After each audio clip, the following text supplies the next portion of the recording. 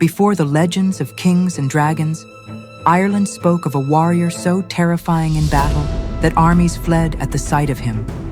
His name was Cu Chulainn, the Hound of Ulster.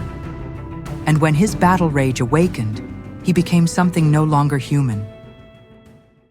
Long before he became Cu Chulainn, he was a boy named Setanta. Even as a child, he was different. He could outrun horses, throw spears farther than grown warriors, and defeat older boys in combat games with ease.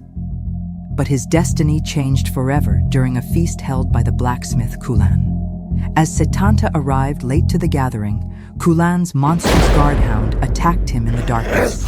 The beast was enormous, a war dog bred to tear apart intruders. But Setanta stood his ground. With nothing but a hurley ball and his bare hands, the boy killed the hound. The kingdom stood in shock. To repay the loss, Setanta made a vow. Until a new guard dog could be raised, he himself would protect Chulainn's home. From that day forward, he became known as Cu Chulainn, the Hound of Chulainn. As he grew older, Cu Chulainn sought greater power. He traveled across dangerous lands to train under the legendary warrior woman Skaha. There, he learned impossible combat techniques. The deadliest of them all was the Gai Bolga, a cursed spear designed to kill from within. Once it pierced the body, its barbs exploded through flesh and bone. No warrior could survive it. Under Skaha's training, Cu Chulainn became unstoppable. But the training came with prophecy. He was told that his glory would be eternal, yet his life would be short. Cu Chulainn accepted his fate without fear. Then came the greatest war in Irish mythology. Queen Medb of Connaught invaded Ulster with a massive army to steal a legendary sacred bull. But Ulster's warriors had been struck by a terrible curse. As the enemy advanced, the soldiers of Ulster collapsed in pain. Only one warrior remained standing, Cu Chulainn. Still barely more than a teenager, alone, he marched to face an entire invading army.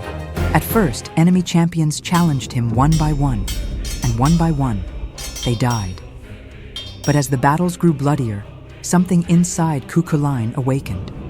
The ancient stories called it the Warp-Spasm. His body twisted violently. Muscles swelled beyond human form. One eye sank deep into his skull, while the other bulged outward in rage. Heat poured from his body like fire. The hero became a living weapon. And when Cu Chulainn entered battle fury, even hardened warriors fled in terror. Night after night, he held back the armies of Connaught completely alone. The rivers ran red around him. But legends do not escape fate forever. Years later, enemies gathered once more to destroy the Hound of Ulster. Before battle, dark prophecies warned Cu Chulainn that death was near. Still, he rode to war. During the fighting, he was mortally wounded.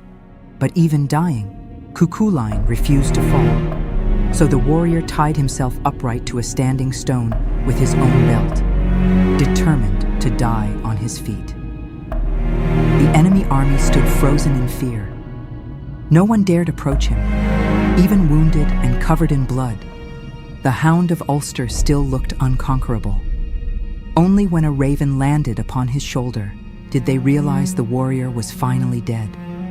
And so ended the life of Cu Chulainn, the warrior who faced armies alone, the hero whose rage transformed him into a monster, and the legend who refused to kneel even before death itself.